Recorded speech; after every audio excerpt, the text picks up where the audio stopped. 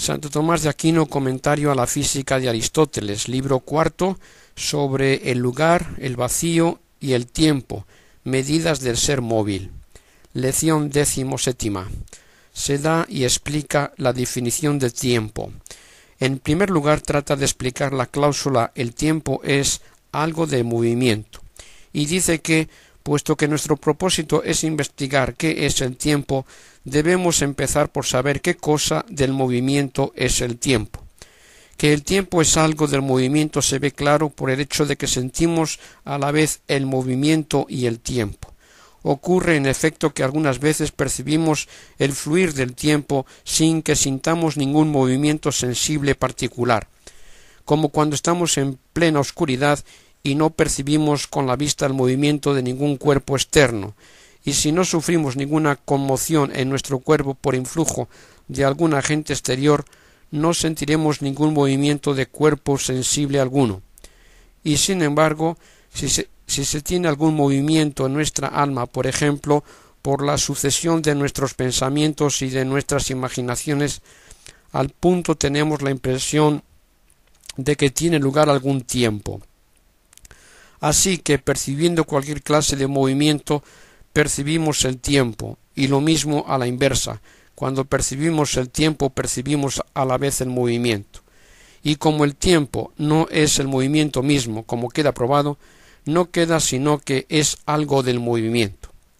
Después hace el análisis de la segunda cláusula de la definición del tiempo. Una vez supuesto en efecto que el tiempo es algo del movimiento, como algo que le acompaña, queda por averiguar cómo o en qué acompaña el tiempo al movimiento, ya que se pone la cláusula con orden de prioridad y de posterioridad. Acerca de esto toca 3 puntos. Primero, explica cómo en el movimiento se da prioridad y posterioridad. Segundo, en qué relación se halla la prioridad y la posterioridad respecto del movimiento. Tercero, que el tiempo es inherente al movimiento por la prioridad y la posterioridad. Dice pues en primer lugar que todo lo que se mueve a un término, de un término a otro. Entre todos los demás movimientos, el primero es el movimiento local, que es movimiento de un lugar a otro en el orden de la extensión, y a ese primer movimiento va inherente el tiempo. Por eso, para investigar lo que es el tiempo, hay que considerar al movimiento local. Ahora bien, el movimiento local se realiza en el orden de la magnitud o extensión de un lugar a otro, y toda magnitud es continua. Luego, el movimiento es algo que sigue a la extensión en su continuidad, de suerte que, al ser la extensión continua, también el movimiento será continuo. En consecuencia, también lo será el tiempo. La misma índole de extensión que tenga el movimiento primero, la adquirirá el tiempo. Mas hay que tener en cuenta que el tiempo no se mide por la extensión de cualquier movimiento, ya que el movimiento lento se desarrolla en un espacio pequeño y el veloz al contrario, sino que el tiempo sigue sólo la extensión del primer movimiento. Después explica que el mismo orden se da en lo anterior y posterior, y dice que anterior y posterior se dan antes en el lugar,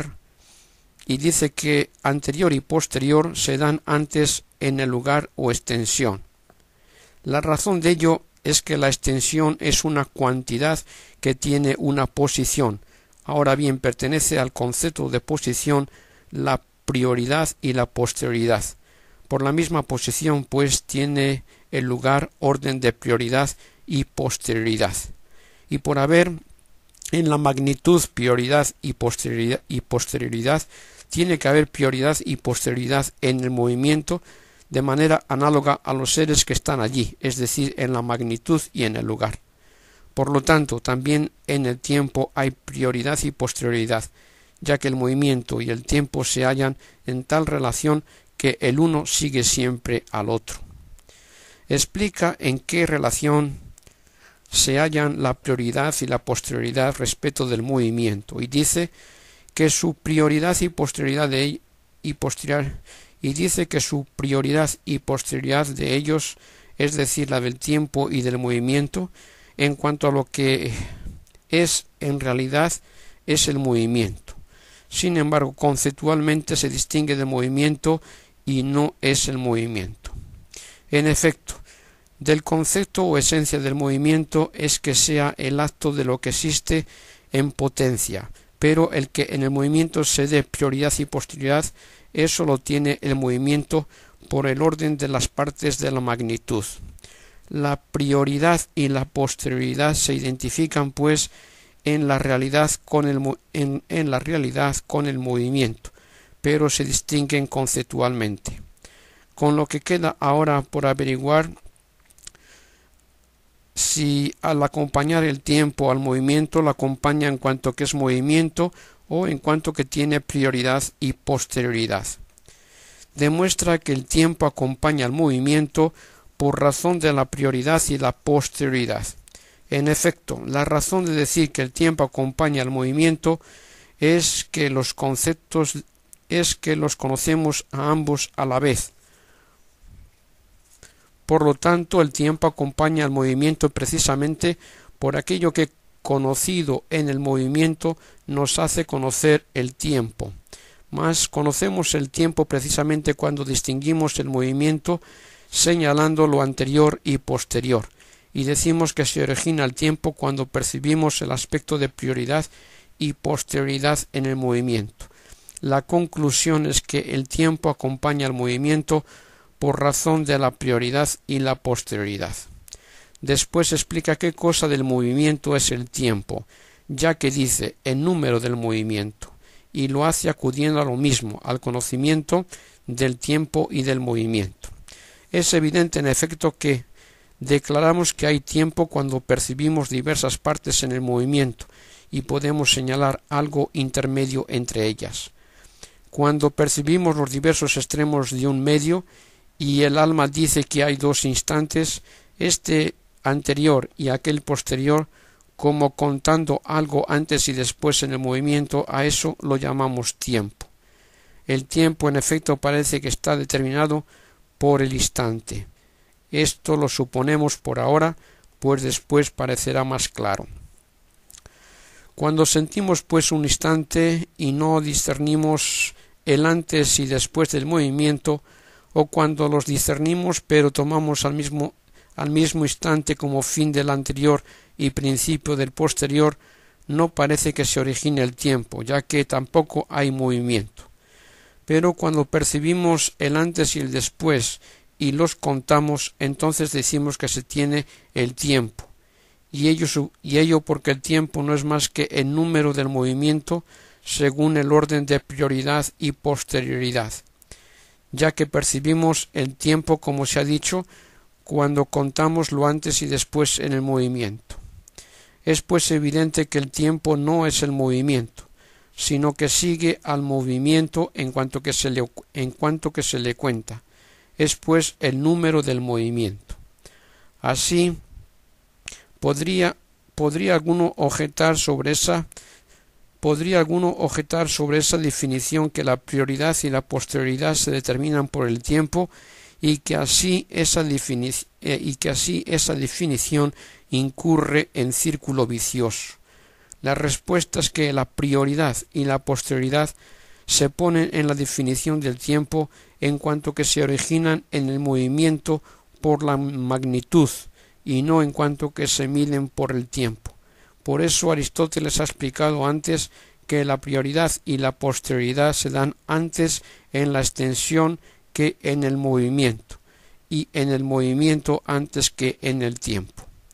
Después explica esa definición de dos maneras.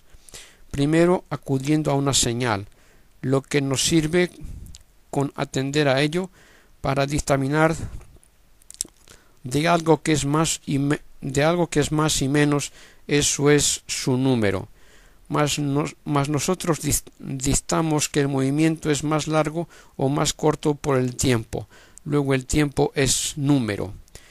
Después aclara eso distinguiendo las dos acepciones que tiene número. Una es la de lo que es numerado en acto, o lo que es numerable, como cuando decimos 10 hombres o 10 caballos. Ese se llama número numerado, por ser el número aplicado a las cosas numeradas. Otra acepción del número es la del número con la que numeramos o contamos, es decir, el número tomado en sí absolutamente, como el 2, el 3, el 4. Pues bien, el tiempo no es el número con el cual contamos o numeramos, porque si así fuese, entonces el número de cualquier cosa sería tiempo, sino que es el número numerado, ya que el número mismo de lo anterior y de lo posterior en el movimiento se llama tiempo, o también las cosas mismas numeradas por orden de prioridad y posterioridad. Por eso, aunque el número sea una cuantidad discreta, el tiempo, sin embargo, es una cuantidad continua, en razón de la cosa numerada. Como 10 medidas de paño son algo continuo, aunque el número 10 sea una cuantidad discreta.